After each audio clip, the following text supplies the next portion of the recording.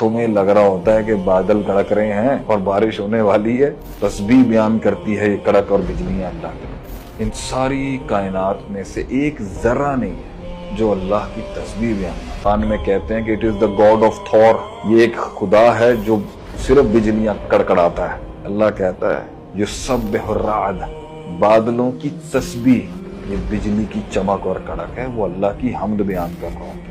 تمہیں لگ رہا ہوتا ہے کہ بادل کڑک رہے ہیں اور بارش ہونے والی ہے، وہ حمد بیان کر رہا ہوتا ہے۔ وہ جب اسے ڈر محسوس ہوتا ہے تو وہ بجلیاں کڑکاتا ہے اللہ کی وجہ سے۔ اسے اللہ کی جب یاد آتی ہے نا بادلوں کو، تسبیح بیان کرتی ہے یہ کڑک اور بجلیاں اللہ کی۔ اور اے انسان، ان ساری کائنات میں سے ایک ذرہ نہیں ہے جو اللہ کی تسبیح بیان نہ کرتا۔ اللہ نے مینڈک کو مارنے سے منع کیا، حدیث میں آتا ہے۔ کیوں؟ جب وہ گلے سے آواز نکالتا ہے نا، وہ اللہ کی تسبیح کر رہا ہوتا ہے، اس لیے اللہ نے منع کیا مینڈک کو مت مار۔ یہ سمندر اللہ کی تسبیح بیان کرتے ہیں، یہ ہوائیں اللہ کی حمد و ثنا بیان کرتی ہیں کہ اللہ تو بڑا ہے۔